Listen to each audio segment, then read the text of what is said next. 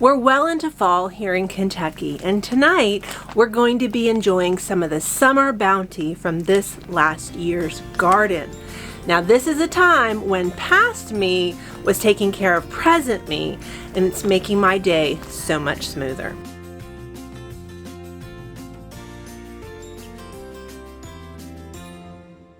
Hey friends, it's Barbara Sue at Kowalski Mountain, and welcome back to our channel.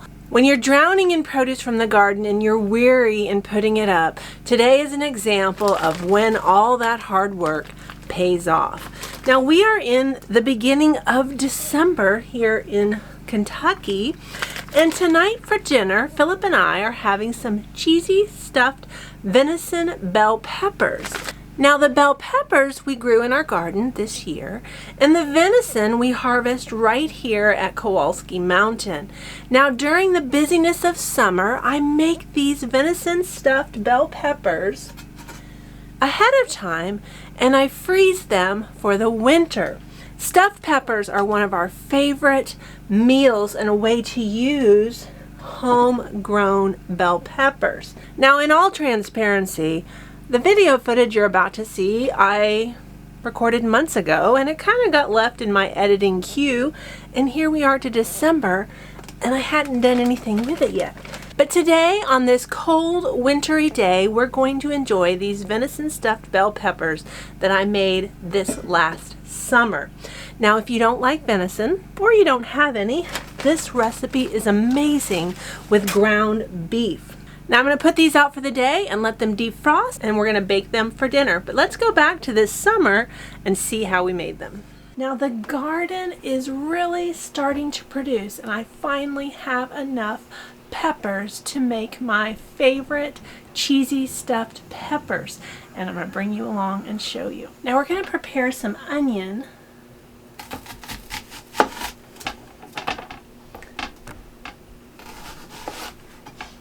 To cook with the ground meat. Now we're going to use ground venison, but you can use any kind you want. If you prefer ground beef or ground turkey or ground chicken, you can use any kind of ground meat that you like.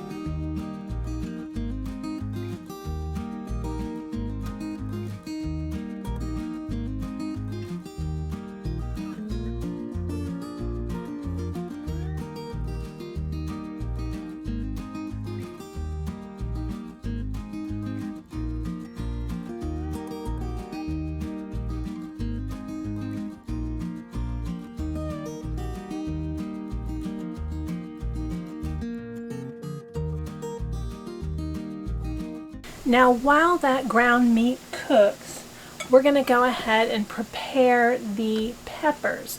Now I've already washed them, and I try to waste as little as possible by cutting around the top.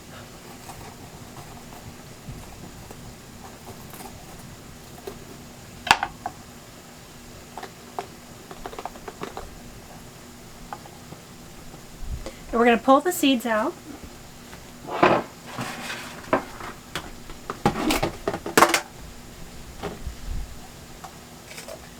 And I'm going to remove all the seeds from the inside. And the veining that's in as well. So when you're done, you'll have a nice hollow cavity.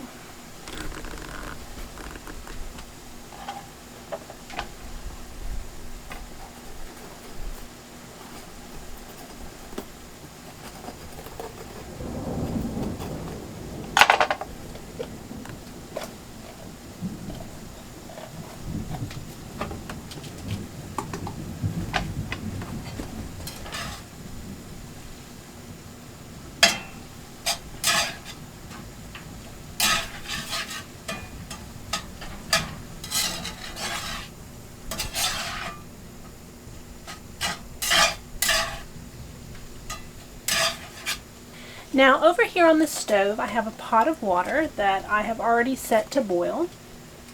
And it's best to parboil your peppers first. That will make them much softer when it's time to eat them.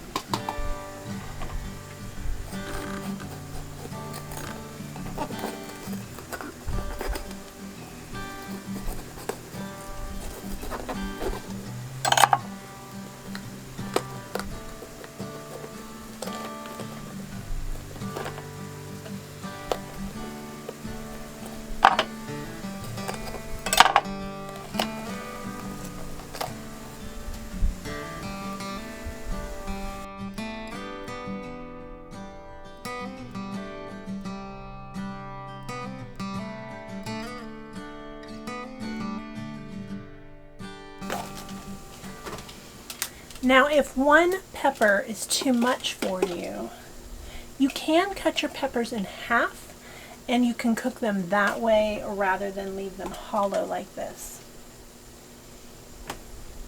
Now the peppers are going to go into the hot water for 8 minutes.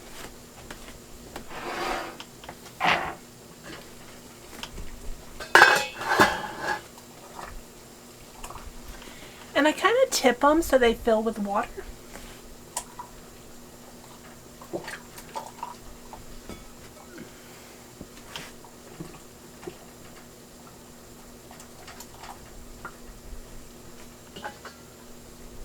Now, like all of my recipes, I keep my cheesy stuffed pepper recipe in my Recipe Keeper app. And if you haven't seen my video all about the Recipe Keeper app, I'm going to put a link up here. It is so helpful.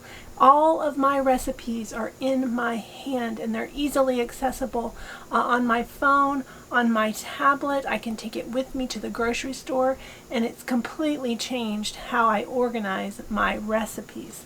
So be sure to check out that video.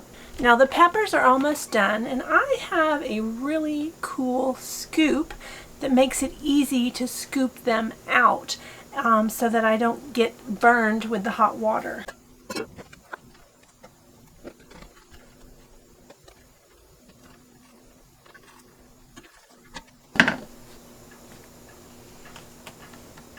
Now the peppers are just parboiled. That means they're still firm to the touch, but they're going to be a lot nicer to eat later. They won't be as crisp as they are right now.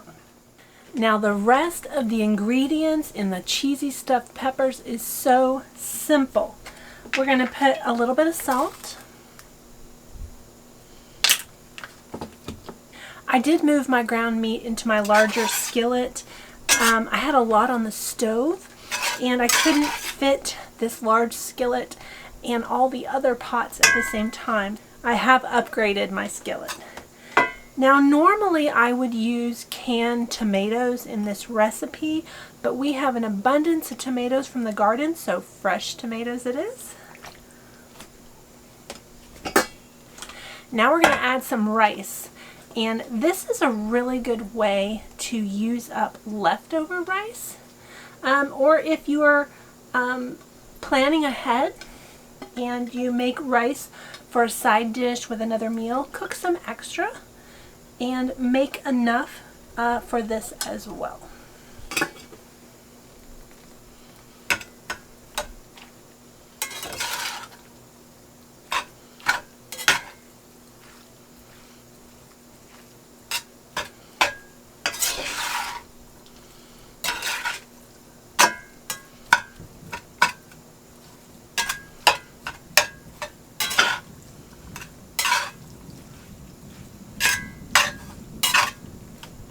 This smells so good with these fresh tomatoes.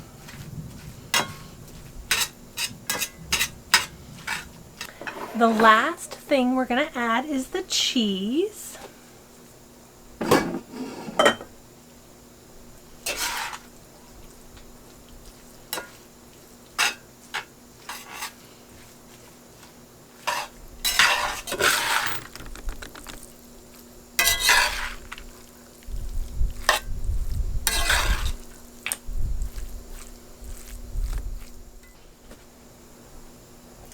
Now let's stuff these peppers. Now it's still a little tender warm. And it's easier to stuff with a smaller spoon because you can fit the spoon into the opening.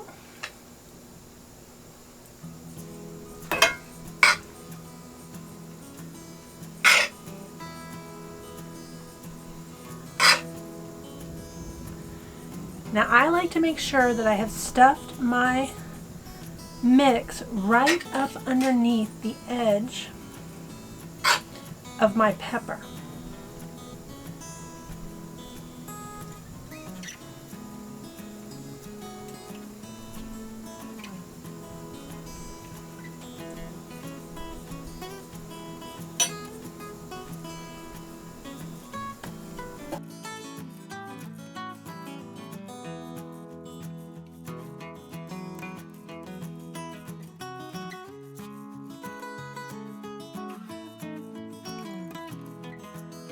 Now Philip and I will only eat 3 peppers. We'll each eat 1 and we'll split the other one in half.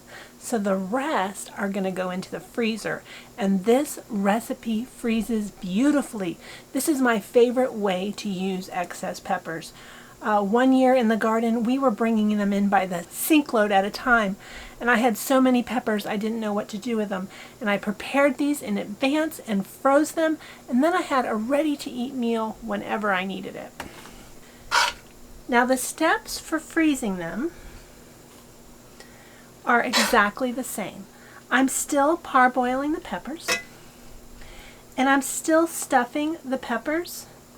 I just don't bake them. And on the day that I want to eat them, I take them out and I defrost them in advance. And then I just bake them as normal.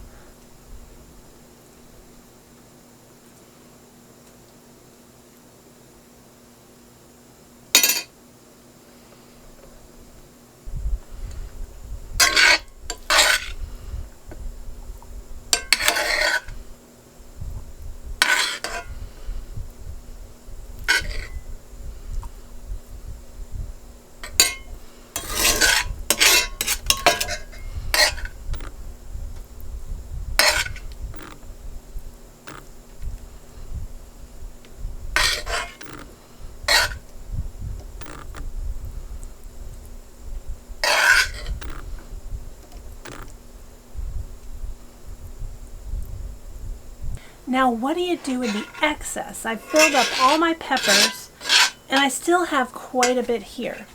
Now sometimes rather than eat a second pepper, I just cook the mix. We affectionately call this a porcupine ball.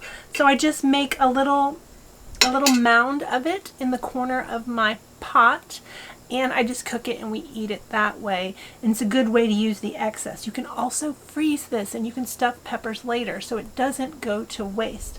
Now this meal is super easy to make, very basic ingredients, and it comes together quickly. And best of all, it's a great way to use up some of the garden bounty, and it's one of our favorites. Now these peppers are going to bake at 350 degrees for about 20 minutes or until heated through. And these that I've made fresh are going to cook a little bit faster than some that maybe I pulled out of the refrigerator. One other thing I like to do when I'm preparing it to go into the oven, sometimes I sprinkle some cheese right on top, and it's just a nice touch to make it look pretty to serve on the plate. Now my bell peppers have been defrosting most of the day, and they're pretty soft. I think they're still a little bit frozen on the inside, just because it's kind of cool here today. I did put a paper towel in here.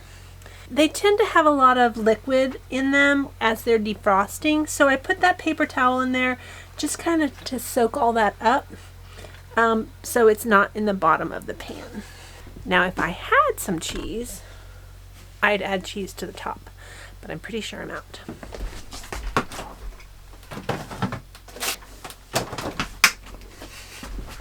Yep, I'm out of cheese. So these are ready to bake. We're going to put them in the oven. They usually only have to cook for maybe 20 minutes when you make them fresh. But remember, these have been frozen, and so when you make them fresh, the meat and everything is already hot. Now it's not, so that's going to take a little bit longer.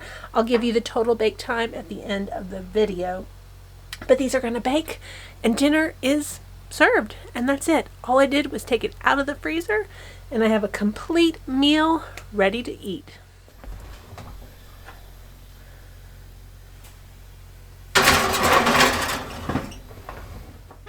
The venison stuffed peppers have been cooking for 40 minutes and I'm positive that they are cooked through, so let's go ahead and check them out.